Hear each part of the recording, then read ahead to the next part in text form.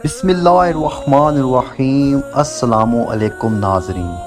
عبید اللہ ابن زیاد کی ہلاکت کا واقعہ۔ ناظرین، عبید اللہ ابن زیاد یزید کی طرف سے کوفہ کا والی گورنر مقرر کیا گیا تھا۔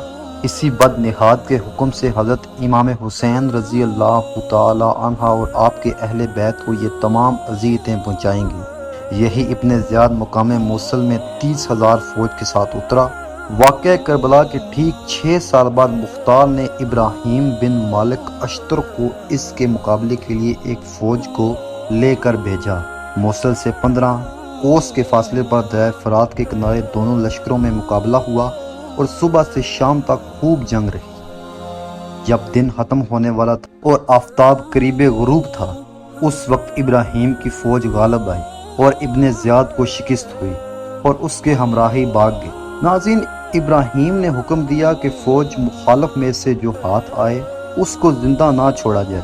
چنانچہ بہت سے ہلاک ہو گئے اور اسی ہنگامے میں ابن زیاد کو بھی فرات کے کنارے محرم کی 10ویں تاریخ 67 ہجری میں مارا گیا اور اس کا سر کاٹ کر ابراہیم کے پاس بھیجا گیا۔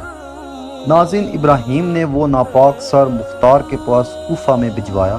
مختار نے دارالامارت یعنی دارالحکومت کوفہ کو آراستہ کیا کہ اہل کوفہ کو جمع کر کے ابن زیاد کا ناپاک سر اسی جگہ رکھوایا جائے جس جگہ اس مغرور حکمران نے حضرت امام حسین رضی اللہ تعالی عنہ کا سر مبارک رکھا تھا۔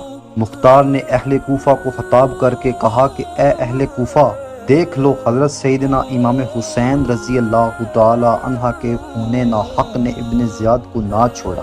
آج اس نامراد کا سر اسی ذلت و رسوائی کے ساتھ یہاں رکھا گیا ہے۔ 6 سال ہوئے ہیں، وہی تاریخ ہے، وہی جگہ ہے۔ خدا عالم نے اس مغرور فرعون کو حصال کو ایسی ذلت و رسوائی کے ساتھ ہلاک کیا کہ اسی کوفہ اور اسی دارالامارت میں اس بے دین کے قتل پر جشن منایا جا رہا ہے۔ ناظرین، امارہ بن عمیر سے مروی ہے کہ جب عبید اللہ ابن زیاد بد نہاد اور اس کے ساتھیوں کے کٹے ہوئے سر لا کر مسجد کے صحن میں رکھے گئے تو میں بھی ان کے پاس گیا۔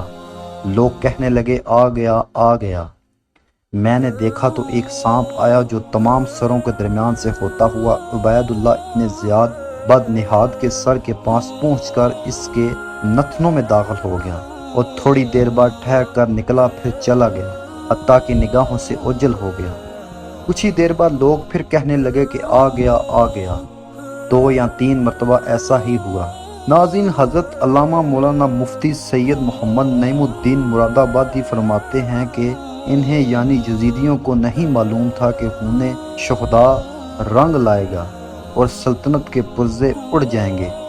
ایک ایک شخص جو قتل حضرت امام حسین رضی اللہ تعالی عنہ میں شریک ہوا ہے طرح طرح کے عذابوں سے ہلاک ہوگا۔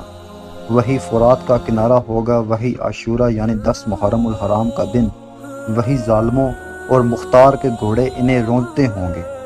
ان کی جماعتوں کی کثرت ان کے کام نہ آئے گی۔ ان کے ہاتھ پاؤں کاٹے جائیں گے، گھر لوٹے جائیں گے، سولیاں دی جائیں گی، لاشیں سڑیں گی، دنیا میں ہر شخص تف تف کرے گا۔ اس ہلاکت پر خوشی منائی جائے گی۔ معرکہ جنگ میں اگرچہ ان کی تعداد ہزاروں کی ہوگی مگر چوہوں اور کتوں کی طرح انہیں جان بچانی مشکل ہوگی۔ جہاں پائے جائیں گے مار دیے جائیں گے۔ دنیا میں قیامت تک ان پر نفرت و ملامت کی جائے گی۔ ناظرین، جیت ہمیشہ حق کی ہوتی ہے، ظالم کی کبھی جیت نہیں ہوتی، اور جنہوں نے اولاد نبی کے اوپر ظلم و ستم کے پہاڑ ڈائے ان کو اللہ تعالیٰ یوں ہی ہلاک کیا کرتے ہیں، اور ان کے لیے آخرت میں بھی شدید عذاب تیار ہے۔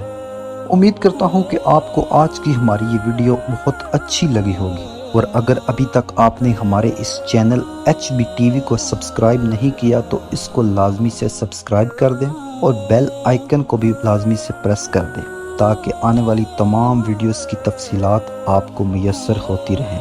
شکریہ۔